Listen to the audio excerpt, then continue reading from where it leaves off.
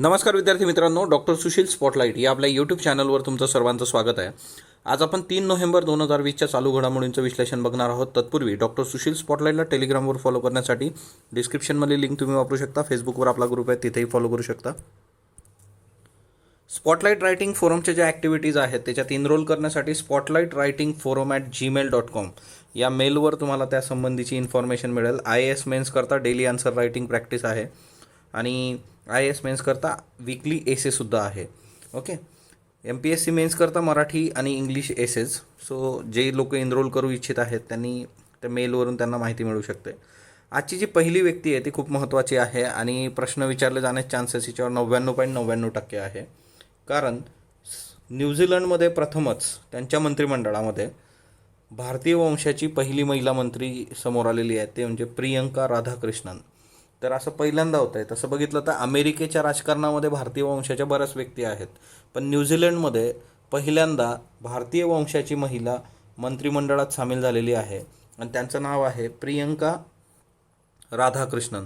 प्रियंका राधाकृष्णन या भारतीय वंशाच्या तर आहेत आणि त्यांचा जन्म जो आहे तो चेन्नईमध्ये झालेला आहे. म्हणजे बऱ्याचदा असं असतं की लोक फक्त भारतीय वंशाची असतात, परंतु इथं त्यांचे आईवडील भारतीय तर आहेतच, परंतु त्यांचा जन्मही चेन्नईत झाला आहे आणि त्यांचे जे आजोबा होते ते चेन्नईत कामगार चळवळीमध्ये सक्रिय होते आणि म्हणूनच न्यूझीलंडच्या राजकारणात त्यांनी मजूर पक्ष किंवा लेबर पार्टी जी आहे ती चूज केली होती.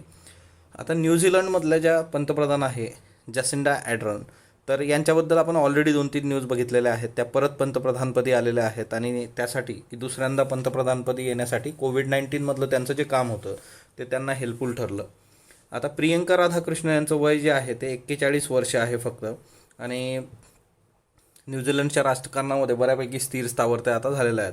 2 नोव्हेंबर 2020 रोजी सर्वसमावेशकता, विविधता आणि वांशिक अल्पसंख्याक विभागाच्या मंत्रिपदी त्यांची नियुक्ती करण्यात आलेली आहे. हे तिथलं मंत्रिमंडळ आहे. दुसरी महत्त्वाची बाब जी आहे याच्यातली की खऱ्या अर्थाने त्यांची जी काही राजकीय सगळी जर्नी आहे ती सप्टेंबर 2017मध्ये सुरू होते की मजूर पक्षाच्या वतीने संसदेवर त्या पहिल्यांदा निवडून आल्या होत्या 2017मध्ये. 2019मध्ये वांशिक समुदाय खात्याच्या मंत्र्याच्या खाजगी सचिव म्हणून त्यांची नियुक्ती झाली होती. 2021मध्ये हे जे वांशिक समुदाय खातं होतं तर त्याच्या मंत्र्याचे खाजगी सचिव म्हणून त्यांची नियुक्ती होती. आणि त्यांचं जे काम आहे मोठ्या प्रमाणावर ते म्हणजे घरगुती हिंसाचाराने ग्रस्त महिला, छळ झालेले स्थलांतरित कामगार यांच्या वतीने त्यांनी आवाज उठवला होता. सो डोमेस्टिक व्हायलन्स है ना, आणि दुसरं आहे की मायग्रंट वर्कर्स, तर यांच्या बाबतीत त्यांचं काम जे आहे ते मोठं आहे. सो प्रियंका राधाकृष्णन जे आहे तर त्यांच्यावर प्रश्न विचारले जाण्याचे चान्सेस खूप जास्त आहेत. त्याच्यानंतर नेक्स्ट वन राजस्थान. याच्यावरही तुम्हाला सरळ प्रश्न विचारला जाऊ शकतो. फटाके विक्रेतीवर पूर्णतः बंदी आणलेली आहे राजस्थानने. फटाक्याचा सेल 100% बंद केलेला आहे. 2 नोव्हेंबर 2020ची ही न्यूज आहे आणि जे CM आहेत त्यांनी ट्विट करून हे सगळं समोर आणलेलं आहे आणि ट्विट करून त्यांनी तो त्यांचा निर्णय जाहीर केलेला आहे. राजस्थानने फटाके विक्रीवर पूर्णतः बंदी जाहीर करण्याचं कारण जे आहे ते म्हणजे कोविड-19चं इन्फेक्शन झालेले जे रुग्ण आहेत आणि जे काही नागरिक आहेत रेग्युलर आपले, तर त्यांच्या आरोग्यावर फटाक्याच्या प्रदूषणाने नकारात्मक परिणाम होतो असं राजस्थान सरकारचं म्हणणं आहे. आणि ऑब्वियसली जे काही पॉयझनस गॅसेस त्याच्यातून बाहेर येतात आणि त्या सर्वचा कोविड-19च्या रुग्णावर खूप विपरीत परिणाम होऊ शकतो. त्याच्यामुळे राजस्थान सरकारने 100% फटाके बंदीचा निर्णय समोर आणला आहे. असा निर्णय ज्यावेळेस घेतला जातो तर त्याला 2 आस्पेक्ट आता आहेत. एक आस्पेक्ट जो आहे याचा तो इकॉनॉमिक आहे की आता सगळी जी काही फायर क्रॅकर इंडस्ट्री आहे, मग आता ही पूर्ण इंडस्ट्री आणि हिच्यामध्ये काम करणारे लेबर या दोघांच्या अस्तित्वाचा प्रश्न इथं उभा राहतो की जर तुम्ही, कारण मेजर जे आहे ते दिवाळी आहे, वर्षभर फटाके वगैरे विकले जातात किंवा जे काही बिहारमध्ये पण विकले जातील आता काही दिवसांनी है ना, इलेक्शनचा निकाल लागल्यानंतर. पण त्याचं प्रमाण जे आहे की अदर दॅन बाकीचे जे फंक्शन्स आहेत, मॅरेज आणि त्या सगळ्या ह्याच्यात, पण जो मेन क्रंच त्यांचा विकला जातो तो दिवाळीमध्ये विकला जातो. सो इंडस्ट्री आणि त्यातले लेबर यांचा मेजर इश्यू असणारा आता अस्तित्वाचा इकॉनॉमिकल म्हणजे हा आर्थिक इश्यू आहे. बाकी दुसरे जे इश्यू आहे मग त्याच्यामध्ये कल्चरल इश्यूज, रिजनल रिलिजन हा फॅक्टर आहे, धर्म हा फॅक्टर आहे. मग आता जे काही बरेचसे तुम्ही सोशल मीडियावर पण वाचलं असेल की हिंदू लोकांच्या धर्माच्या वेळेसच अशा गोष्टी का वगैरे वगैरे वगैरे. सो 2 आस्पेक्ट याचे आहेत, ते दोघी लक्षात ठेवा. व्यक्तीमध्ये पंडित दिनकर पणशीकर, वय वर्ष 85, यांचं निधन झालेलं आहे. पंडित दिनकर पणशीकर ही खूप मोठी व्यक्ती होती बघा. जयपूर घराण्याचे ज्येष्ठ गायक होते आणि संगीत तज्ज्ञ होते ते. आता हे घराणे वगैरे जे आहे ते तुम्ही आर्ट अँड कल्चरमधून करू शकता, है ना. 2 नोव्हेंबर 2020 रोजी निधन झालं. आडा चौताला. आडा चौताला हा एक कमी प्रचलित ताल आहे. तिच्यात त्यांनी जवळपास 200 बंदिशी आणि हिंदुस्थानी शास्त्रीय संगीत क्षेत्रासाठी रचल्या आहेत. या जवळपास 200 बंदिशी आहेत आडा चौताला तालामध्ये. ओके, हा ताल आहे. ओके, आणि हा कमी प्रचलित आहे. आणि याच्यातल्या 200 बंदिशी ज्या आहेत त्या हिंदुस्थानी शास्त्रीय संगीतासाठी बहुमूल्य आहेत. हिंदुस्थानी शास्त्रीय संगीत काय असतं? हिंदुस्थानी आणि कर्नाटकी असे 2 प्रकार आहे बघा क्लासिकल म्युझिकचे. याच्यावरही एक सेपरेट लेक्चर आपला आहे, ते मी टेलिग्रामला पोस्ट करून देतो. सो हिंदुस्थानी शास्त्रीय संगीत. त्याच्यानंतर संगीत विभाग प्रमुख जे आहेत ते गोवा कला अकादमीचे संगीत विभाग प्रमुख पण होते. त्यानंतर त्यांचे गुरु जे आहेत ते म्हणजे पंडित निवृत्तीबुवा सरनाईक, जयपूर घराण्याची गायकी यांच्याकडून त्यांनी शिकून घेतली. त्याच्यानंतर पंडित सुरेशराव हळदणकर, पंडित वसंतराव कुलकर्णी. तर हे सगळं वेगवेगळे त्यांचे गुरु. आता त्यांचं जर कौटुंबिक पार्श्वभूमी तुम्ही बघितली तर नटवर्य प्रभाकर पणशीकर, है ना, तो मी नव्हेच, तर हे आणि ज्येष्ठ विचारवंत दाजी पणशीकर हे यांचे धाकटे बंधू ते आहेत. म्हणजे त्यांचे 2 मोठे भाऊ आहेत, प्रभाकर पणशीकर, दाजी पणशीकर. त्यांची मुलं जर तुम्ही बघितली, तबलावादक शंतनू पणशीकर, सतारवादक भूपाल पणशीकर. म्हणजे एकंदरच पूर्ण हे जे पणशीकर कुटुंब आहे, है ना, तर कलेला वाहून घेतलेलं. पुरस्कार जर तुम्ही बघितले तर गोवा राज्य पुरस्कार, कोलकाता संगीत रिसर्च अकादमी पुरस्कार, षडाक्षरी गवई, गानवर्धन, चतुरंग संगीत सन्मान पुरस्कार, हे पुरस्कार त्यांना मिळाले आहे. 2017मध्ये त्यांच्या कार्याची दखल घेऊन केंद्र सरकारच्या मनुष्यबळ विकास मंत्रालयाने त्यांना पाठ्यवृत्ती प्रदान केली होती. ओके, तर हे महत्त्वाचं एक हे आहे. त्याच्यानंतर पुढची जी व्यक्ती आहे रॉबर्ट फिस्क, वय वर्ष 74, निधन झालेलं आहे. रॉबर्ट फिस्क जे आहे तर अल कायदा ही दहशतवादी संघटना जी आहे त्याचा म्होरक्या असलेला ओसामा बिन लादेन याची मुलाखत घेणारे आंतरराष्ट्रीय पत्रकार म्हणून हिंची ओळख होती. ओसामा बिन लादेनचा त्यांनी इंटरव्ह्यू घेतला होता रॉबर्ट फिस्क यांनी. आणि पश्चिम आशियामधल्या महत्त्वाच्या आंतरराष्ट्रीय घडामोडीचं सुद्धा ते वार्तांकन करत असत. आणि आंतरराष्ट्रीय ख्यातीचा खूप महत्त्वाचा हा पत्रकार, ज्याचं निधन झालेलं आहे वय वर्ष 74, 2 नोव्हेंबर 2020 रोजी हृदयविकाराच्या झटक्याने म्हणजे हार्ट अटॅकने ते गेलेत.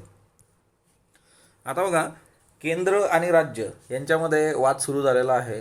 जे काही मेट्रोचं कारशेड होतं बघा, हे आधी कुठं होतं? आरेमध्ये होतं. मग आरेमधून ते गेलं कांजूरच्या जमिनीवर. आपण ती कांजूरची जमीन आहे ना, त्याची पाहणी करण्यासंबंधीची न्यूज पण बघितली होती. आता केंद्र सरकारने काय केलेलं आहे की त्यांनी या जमिनीवर दावा केलेला आहे की ही जी जमीन आहे ही केंद्र सरकारची आहे. म्हणजे महानगर क्षेत्रविकास प्राधिकरण जे आहे, मुंबई महानगर क्षेत्रविकास प्राधिकरण, तर याला ही जमीन हस्तांतरित होऊ शकत नाही. कारण ही जमीन जी आहे तर ती केंद्र सरकारची आहे. म्हणजे केंद्र सरकारचे जे सचिव आहेत, मुख्य सचिव, केंद्र सरकारने राज्याचे मुख्य सचिव जे आहेत संजय कुमार यांना पत्र पाठवलं आणि त्यांनी सांगितलं की ही जागा मिठागराची आहे. कांजूर मार्गाची जागा जी आहे ती मिठागराची आहे. त्याच्यावरचा हक्क आम्ही सोडलेला नाही, म्हणजे केंद्र सरकारने सोडलेलं नाही आहे. असं परत मुद्दा जो आहे आता, कारण BJP ज्या वेळेस देवेंद्र फडणवीस महाराष्ट्राचे मुख्यमंत्री होते तेव्हा त्यांनी आरेमध्ये ती जागा कारशेडला दिली होती. आता बराचसा इश्यू होता. आरे आपण बघितलेला आहे की त्यावेळेस पर्यावरणवाद्यांवर खटलेही दाखल झाले होते, जंगलतोड तिथं झाली होती. आणि शिवसेनेचा त्यावेळेस आरेला सपोर्ट होता, म्हणजे त्या आदिवासी लोकांना तिथल्या सपोर्ट होता की आरेमधून हे व्हायला नको. शिवसेनाही त्यावेळेस सत्तेत होती. आता जे आहे की त्यांनी मग ते आरेमधून उचलून कांजूर मार्गला ते शिफ्ट केलं आहे. आता ह्या सगळ्या याच्यामध्ये मेजर इश्यू जो आहे की तो जमीन कुणाची आहे हा नाही आहे. आता हा प्रत्येकाच्या इगोचा इश्यू आहे. केंद्र आणि राज्य, हे BJP वर्सेस शिवसेना असं हे सगळा मुद्दा आहे. आणि या सगळ्या याच्यात परत मुद्दा जो येतो की सेंटर स्टेट रिलेशन, याच्यावर बघा आपण पॉलिटीच्या याच्यात लेक्चर घेतलेलं आहे. केंद्र राज्य संबंध, तर ते तुम्ही पॉलिटीमधून नीट करून ठेवा. केंद्र राज्य संघर्षाचा हा इश्यू आहे सगळा. ओके, तर पॉलिटीमधून त्या सगळ्या समित्या काय काय इश्यूज आहेत. आता करप्शन किंवा भ्रष्टाचार कशा पद्धतीने होतं, किंवा एक GS4 जे आहे UPSCमध्ये इथिक्स नावाचा जो सब्जेक्ट आहे तिच्यामध्ये सिलॅबसला एक गोष्ट आहे की युटिलायझेशन ऑफ पब्लिक रिसोर्स, जी काही संसाधनं आहेत सरकारची है ना, पब्लिक रिसोर्स लोकांचा पैसा असतो सगळा, त्याचं युटिलायझेशन प्रॉपर झालं पाहिजे. आता संत गोरोबा जे होते उस्मानाबादमध्ये, तर त्यांच्या वास्तूचं घराचा जीर्णोद्धार केला गेला होता. त्याच्यासाठी पुरातत्व विभागाने जवळपास 1 कोटी रुपये खर्च केले होते. आणि 1 कोटी खर्च करून आता त्याची परिस्थिती अशी आहे की हा खांब पडलेला तुम्हाला दिसतो आहे, याच्यात पाणी गळतं आहे. म्हणजे 1 कोटी रुपये खर्च करून तुम्ही है ना हे काम राज्याच्या पुरातत्व विभागाने केलेलं आहे. 4 वर्षे पण झालेली नाही आहेत, त्याच्या आधीच हे अशी खांब वगैरे पडायला सुरुवात झाली है ना. म्हणजे एकीकडे आपल्याला है ना हे जे आहे की मग खरंच आपल्याला हे कल्चर जपायचं आहे का. आपल्याला प्रश्न विचारले जातात की भारताची जी काही सांस्कृतिक विविधता आहे, त्या सांस्कृतिक विविधतेला आपण कसं समजून घेतो, कशा पद्धतीने जपतो है ना, विविधता, अतुल्य भारत वगैरे. तर हे सगळं मग कागदावरच थांबतं, कागदावरच राहतं. आणि 2015-16मध्ये 77 लाख रुपयांचा निधी, आधी 25 लाखाचा निधी खर्च केला होता, नंतर 77, 1 कोटीपेक्षा जास्त रुपये खर्च करून ही अवस्था आहे. मग हे काय आहे ना, हे लिटरली स्पष्टपणे याला जे म्हटलं जातं की हा भ्रष्टाचार आहे. गोष्ट एकदम सरळ सिंपल आहे. ओके, काम प्रॉपर केलेलं नाही आहे. म्हणजे असंही होऊ शकतं की तुम्ही 1 कोटी पूर्ण वापरले, आम्ही 1 रुपया खाल्लेला नाही आहे, पण तुम्ही काम प्रॉपर केलेलं नाही आहे. म्हणजे हे काय तर की तुम्ही तुमची ड्युटी जी होती की कर्तव्य ते प्रॉपर बजावलेलं नाही आहे. सो याला डिऑन्टॉलॉजिकल इथिक्स, कांट जे काही म्हणतो त्याच्यानुसार हे सगळं सेम भ्रष्टाचारच आहे सगळा. आर्थिक सुबत्ता आणि कचरा, तर हे कचरा वगैरे त्याच्या संबंधीचे हे कुतूहलमध्ये आहे. मग ह्याच्यामध्ये यांनी दिलेलं आहे बघा, महाराष्ट्रातल्या एकूण 262 स्थानिक स्वराज्य संस्था, त्याच्यापैकी 26 महानगरपालिका, 236 स्थानिक स्वराज्य संस्था, ही आकडेवारी दिलेली आहे बघा इथं. ऑब्वियसली ह्या गोष्टी तुम्ही पंचायत राजमध्ये वाचता, पंचायत राजच्या बुकचा पण तुम्हाला एक रेफरन्स दिला होता मी. त्याच्यानंतर सर्वोच्च न्यायालय जे आहे, त्या सर्वोच्च न्यायालयाने निवडणूक आयोगाला है ना की निवडणूक आयोगाने जे काही कमलनाथ आहेत त्यांचा स्टार कॅम्पेनर म्हणून दर्जा काढून घेतला होता. तर सर्वोच्च न्यायालयाने फटकवलं आहे इलेक्शन कमिशनला की तुमच्याकडे असा अधिकारच नाही आहे. म्हणजे इलेक्शन कमिशनकडं हा अधिकारच नाही आहेत की ते कुणाचा स्टार परफॉर्मन्स, स्टार कॅम्पेनरचा दर्जा जो आहे तो काढून घेऊ शकेल. आणि त्याच्यामुळे कमलनाथ यांना आता दिलासा मिळालेला आहे आणि स्टे आलेला आहे त्या सर्व हिच्यावर. आता स्टार कॅम्पेनर काय असतात ना की राजकीय पक्षाचा जो काही निवडणुकीच्या वेळेस कॅम्पेनिंग चालतं, प्रचार चालतो, तर तिच्यामध्ये काही स्टार कॅम्पेनर्स असतात. त्यांचा खर्च आणि त्या सगळ्या गोष्टी ज्या असतात त्या वेगळ्या ठेवल्या जातात किंवा त्यांच्या स्वतःच्या याच्यात ते मोजले जात नाही. असे त्यांना काही रिलॅक्सेशन असतात. म्हणजे ते त्या राजकीय पक्षाचा चेहरा म्हणून काम करतात स्टार कॅम्पेनर. तर हा दर्जाच इलेक्शन कमिशनने काढून घेतला होता, कारण त्यांनी जे काही महिला राजकारणी होत्या समोरच्या BJPच्या, त्यांच्यावर जे काही कमेंट केली होती, मग कमलनाथ यांचं एक्सप्लेनेशन आहे की ते चुकीच्या अर्थाने समोर आणलं गेलं वगैरे वगैरे वगैरे. So number of things. पण आता ही एक गोष्ट आहे की स्टार कॅम्पेनरचा दर्जा किंवा स्टेटस काढून घेण्याचा अधिकार इलेक्शन कमिशनला नाही, असं सर्वोच्च न्यायालयाने सांगितलेलं आहे. तर हा सगळा मुद्दा जो आहे की हिच्यामध्ये परत दुसरा गोष्ट काय येतं की पीपल्स रिप्रेझेंटेशन ॲक्टचा पण उल्लेख आहे बघा, 1951. आता याच्यात पण 2 आहेत, एक 1950चा आहे, एक 1951चा आहे. तर हेही तुम्ही डिफरन्शिएट करून ठेवणं गरजेचं आहे की 50च्या याच्यात काय येतं, 51च्या याच्यात काय येतं. तर हे एक लक्षात ठेवा. ओके. आणि गाईडलाईन्स ज्या काही आहेत कॅम्पेनर्सच्या, त्या या रिप्रेझेंटेशन ऑफ पीपल्स ॲक्ट 1951मध्ये दिलेल्या आहेत. तर ते एक लक्षात असू देत. त्याच्यानंतर ओडिसामध्ये मोठ्या प्रमाणावर भांगेची शेती केली जाते बघा, है ना, की मोठ्या प्रमाणावर कॅनॅबिस जे आहे तर ते इथं लावलं जातं बेकायदेशीररित्या. मलकनगिरी वगैरे आपण रेफरन्सेस आधी बघितले होते. पण आता जे आहे की हे जे काही कॅनॅबिसची लागवड केली जाते, तर हे डिटेक्ट करणं इतकं सोपं नाही आहे. आणि त्याच्यामुळे सॅटेलाईट उपग्रहाचा वापर करून आपण यासंबंधी काम केलं पाहिजे, असा एक समोर कन्सेप्ट आलेला आहे. जर येत्या काळामध्ये ओडिसाने हे वर्क केलं तर मग ही एक प्रॉपर न्यूज आपण बघू शकतो. पण ओडिसामध्ये मोठ्या प्रमाणावर भांग किंवा कॅनॅबिसची शेती केली जाते आणि ते शोधून काढण्यासाठी उपग्रहाची मदत घ्यायची, असा हा सगळा मुद्दा आहे. त्याच्यानंतर Bihar election, 32% candidates have criminal cases, 32%, 32% जे काही उमेदवार आहेत ते गुन्हेगारी पार्श्वभूमीचे आहे. मग इथं तुम्हाला लक्षात येतं की गुन्हेगारी पार्श्वभूमी आणि सगळा जो इश्यू आहे तो किती वेगळ्या पद्धतीने वर्क होतो. आणि राजकारणाचं गुन्हेगारीकरण हा तुम्हाला निबंध पण येऊ शकतो की क्रिमिनलायझेशन ऑफ पॉलिटिक्स. ओके, हे करूनच ठेवायचं, क्रिमिनलायझेशन ऑफ पॉलिटिक्स. MPSC करता हा खूप प्रोन आहे आणि हा GSला UPSC मध्ये पण प्रश्न विचारला जाऊ शकतो. सो क्रिमिनलायझेशन ऑफ पॉलिटिक्स आपल्याला बघायला मिळतं. 32% तुम्ही विचार करा की जेवढे कॅन्डिडेट आहेत आणि हे सगळ्या पॉलिटिकल पार्टीचे असेच असतात. ओके, म्हणजे असं काही नाही आहे की कुठल्याही पॉलिटिकल पार्टी एखाद्या ह्याच्यात नाही आहे. ही सकाळची न्यूज आहे बघा. PM किसान योजना जी आहे त्या PM किसान योजनेमध्ये 14 कोटींवर डल्ला. आता हे ॲक्च्युली पुणे जिल्ह्याचं आहे की शंकास्पद लाभार्थी, याच्यामध्ये फेक लाभार्थी मोठ्या प्रमाणावर आहेत. मग आता इथं मुद्दा तोच येतो की गव्हर्नमेंट कुठली स्कीम ज्या वेळेस घेऊन येतं तर त्या स्कीममध्ये भ्रष्टाचार कसा करायचा हे नसतं, वेलफेअरचा कन्सेप्ट असतो बघा. सरकार कुठलंही असू देत, है ना, तुम्ही उद्या अधिकारी बनणार आहात तर ह्या सगळ्या गोष्टी पॉलिसी फॉर्मेशन आणि त्या गोष्टीमध्ये तुमचा फार मोठा वाटा असतो. तर सरकार कुठलंही असलं तर तो एक वेलफेअर म्हणून ती गोष्ट समोर येते, परंतु मग तिच्यामध्ये आपल्याला करप्शनच्या केसेस समोर दिसतात. तर हिच्यामध्ये PM किसानमध्ये फेक कॅन्डिडेट्स मोठ्या प्रमाणावर आहेत आणि मग आता त्यांच्याकडून पैसे परत घेण्याचा कार्यक्रम सुरू झालेला आहे. आता ही PM किसान आपण ऑलरेडी बघितलेली आहे. 1 डिसेंबर 2018 पासून महाराष्ट्रात अंमलबजावणी होते. 2 हेक्टर शेतजमीन असलेल्या शेतकरी कुटुंबाला लाभार्थी म्हणून हिच्यामध्ये वर्षाला 6,000 रुपये, 2,000 रुपयाचे 3 हप्ते. आणि हिच्यामध्ये जे मग आता फेक लोक आहेत, अपात्र लाभार्थी, म्हणजे आता नोंदणीकृत 5,20,000 आणि अपात्र 16,000चा आकडा आहे. हा खूप जास्त असणार आहे, हा बऱ्यापैकी कमी इथं दिसतो आहे. तर प्रत्येक तहसील कार्यालयाकडून स्वतंत्र बँकेचं खातं उघडलं जाईल आणि जिल्हा प्रशासनाकडून स्वतंत्र खातं राहील. आणि मग जे फेक लोक आहेत तर बँक खात्यात रक्कम परत करण्यासंबंधीची ती नोटीस राहील आणि ही रक्कम जी आहे ती केंद्र सरकारला परत केली जाणार आहे. तर हे बऱ्याच ठिकाणी होईल. आता एका ठिकाणी सुरू झालं की हे सगळं दूर असतं.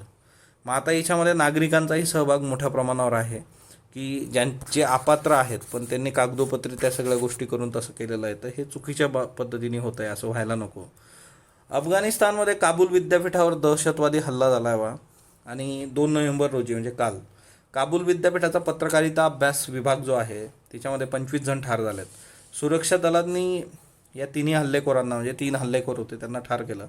पण आता बघा की इस्लामिक स्टेट ते अजून सक्रिय आहे. अफगाणिस्तानसारख्या देशामध्ये असे दहशतवादी हल्ले होणं ही काही फार वेगळी बाब नाही आहे, पण एक आहे की त्याच्यावर प्रॉपरली वर्क होणं गरजेचं आहे. दहशतवादी हल्ले जे आहेत, काल पण एक न्यूज आपण बघितली होती. मलबारचा जो युद्ध अभ्यास आहे तो 2 टप्प्यामध्ये होणार आहे. पहिला टप्पा बंगालचा उपसागर 3 ते 6 नोव्हेंबर आणि दुसरा अरबी समुद्रात होणार आहे नोव्हेंबरच्या मध्यामध्ये. याच्यात क्वाडचे 4 देश आहेत बघा, भारत, अमेरिका, जपान, ऑस्ट्रेलिया, हे 4 देश आहेत. तर मलबार ऑलरेडी डिटेलमध्ये आपण डिस्कस केलेलं आहे.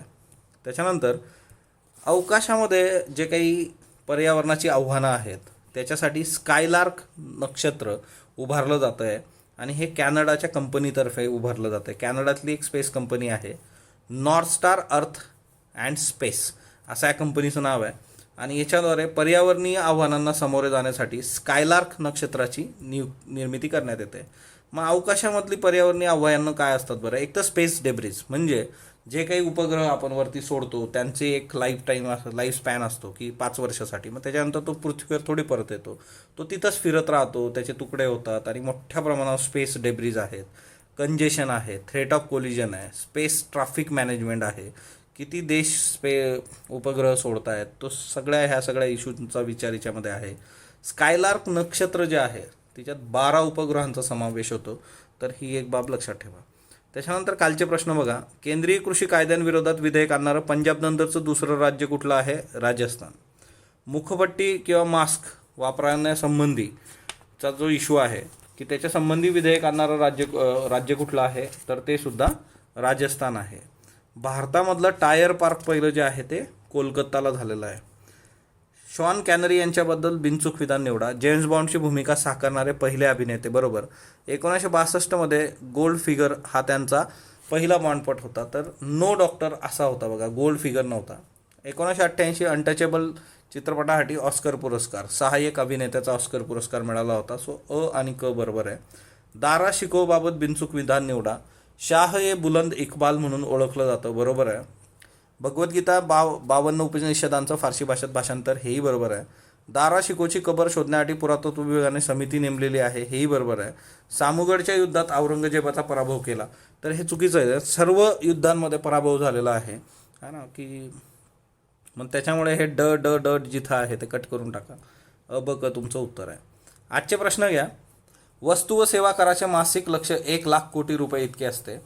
ब फेब्रुवारी 2020 नंतर ऑक्टोबर 2020 मध्ये वस्तू व सेवा करांचं मासिक लक्ष्य पूर्ण झालं. फक्त ब यापैकी नाही. प्रश्न 2.